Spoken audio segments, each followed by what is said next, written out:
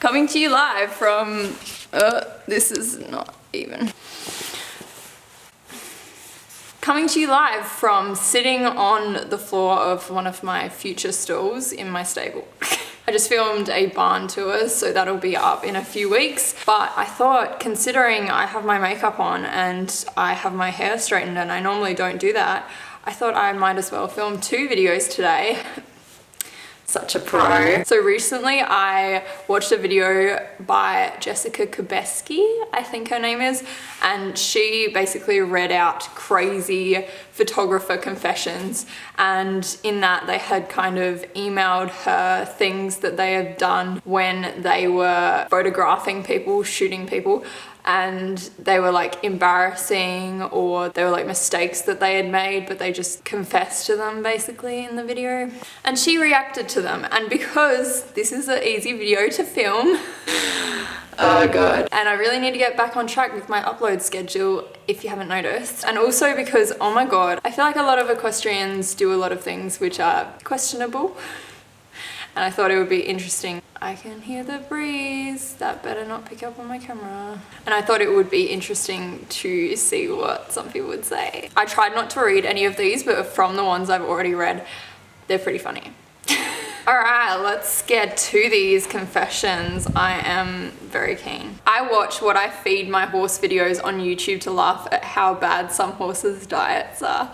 I have literally never watched any of these videos before, but once I filmed one on my second channel and I was absolutely roasted for feeding too much chaff, which I didn't really know was a thing because everyone around here kind of just feeds horses a lot of chaff, kind of just as a supplement for hay as well. And so I have cut down on the amount of chaff I give them. But yeah, I'd never heard about that before because there are so many people around here that feed horses literally a whole bucket or more of chaff because it's literally just cut up hay. That makes me really glad that I haven't put up any of those videos. I wonder what the comments are like on those sort of videos, because I feel like what you feed your horses is very political in the horse world. Is that the right word for it? I don't know. Now I feel like I really want to watch one of those videos and see what it's like. In a rush, I skip the bathroom at horse shows and just pee in the stall. I use tissues to clean up.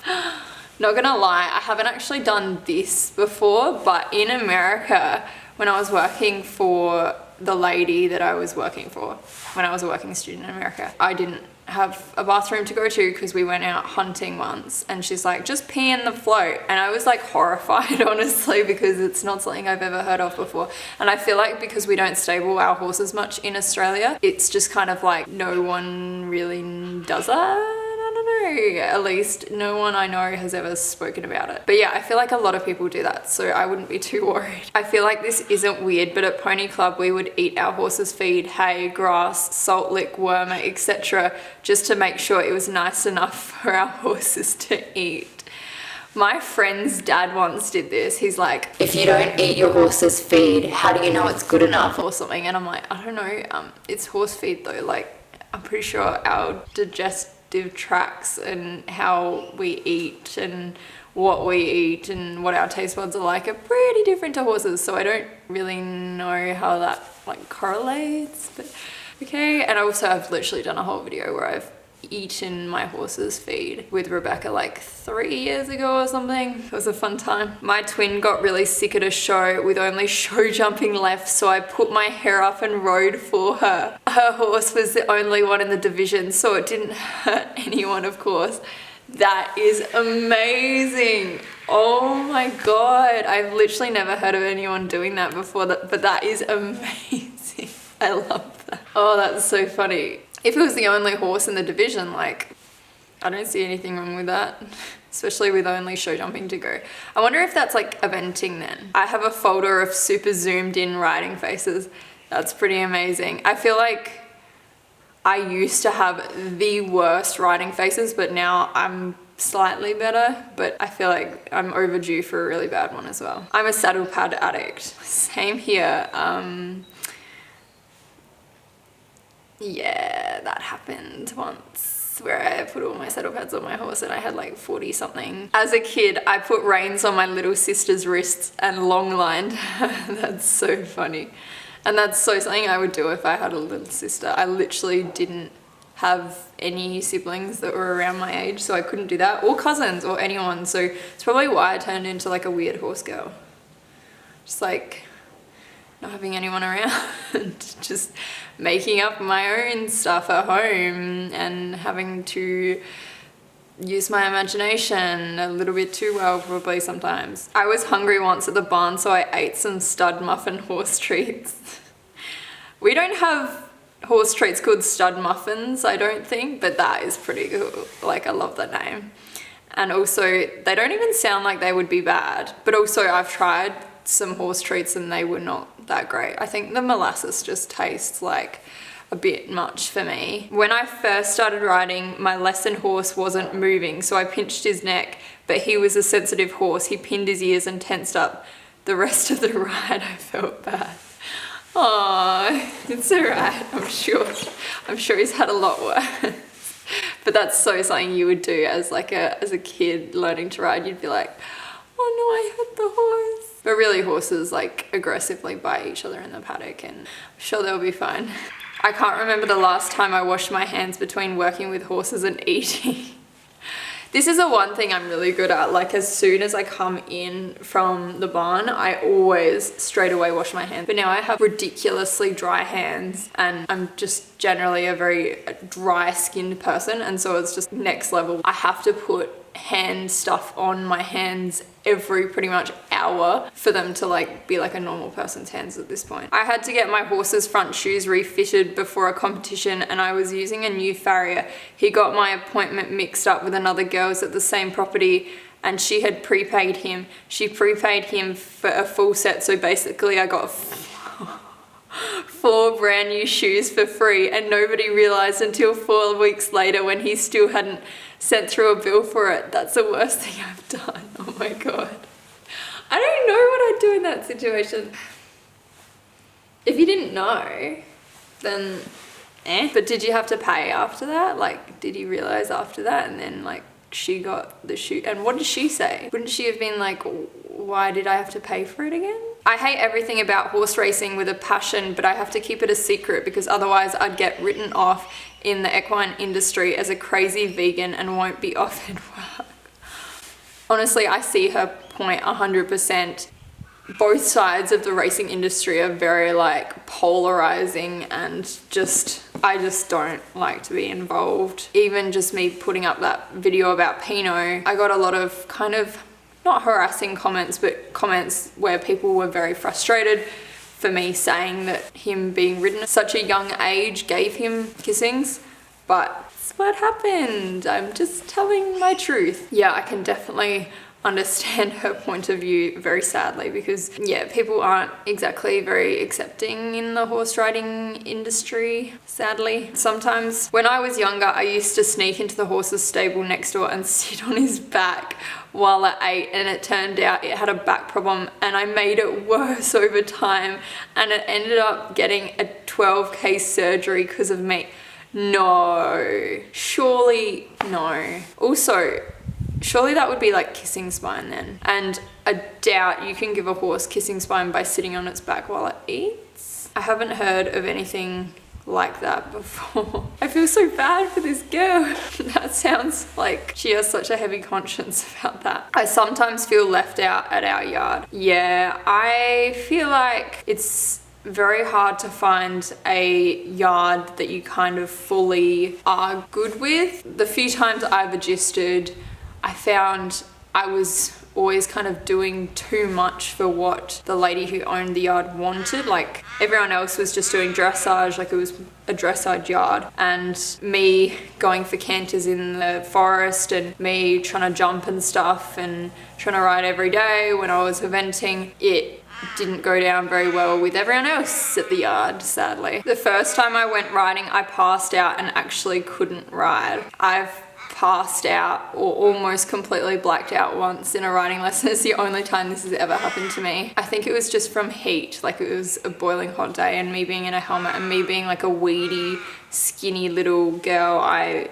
wasn't very good in hot or cold conditions. Not riding my horse for a few days before a competition. Same here. I have attempted to leave Dexter a few times without riding him like 2 days before a show, and it was a terrible idea. However, Jerry, I can never really ride him the day before a show because I like him to be like spicy and super like whoo, like excitable compared to what he is normally like. So usually I leave Jerry the day before all the time. But I know people around me, quite close people in the equestrian industry, that have literally not ridden their horses at all between shows. Like they'll just take their horse to a show, which obviously I don't agree with because it's not very good for their joints to be like doing lots one day and then doing nothing for like 2 weeks and then doing lots again. It's a lot better to gradually progress. My main trainer that I've had, she was very into like work a horse up very slowly on roads and trail rides, and in the arena walk trot for 2 weeks and then progress to canter and then progress to jumping if they've had more than like a month off. And so I'm very set in that kind of like, I never jump a horse when it's been out of work for like a month plus straight away on the first ride. Like I like to kind of work up to it over a few weeks. But I definitely know a lot of people, so don't feel too bad, but I definitely know a lot of people that literally don't ride horses at all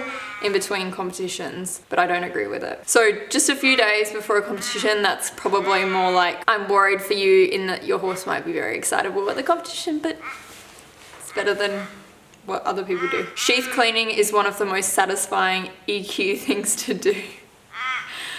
Oh my god, so true. Except all my horses try and kick me, so I don't like doing it at all. And they all have to be sedated for it, so I literally just get the vet. Dexter was actually done like 4 days ago, and they found out he has like HPV or an issue down there, which I'm like, how does a horse get that? Like, did he try and breed with a mare when he was really young, or and then get like some warts down there or some irritation down there for life? But yeah, my horse has an STD. Just a few more, guys. Sadly, I really want to do this again because it's pretty hilarious reading these. Like, I had so much fun looking through these. I pretend to hear what my coach says even though I heard nothing. This was me. This is still me, honestly, and I'm deaf like all the time, especially when I ride. So yes, especially when I was learning to ride, I was just like, I don't understand what they mean at all, and I can't hear. Like once recently, I actually have this on video, so I'll... Thumb up, thumbs up, turn your thumbs up. Oh, thumb. Yeah. I thought you said bum. Thumb up. I was having a clinic with Jamie Coleman, and he's like, put your thumbs up, like thumbs up, because I was kind of like this.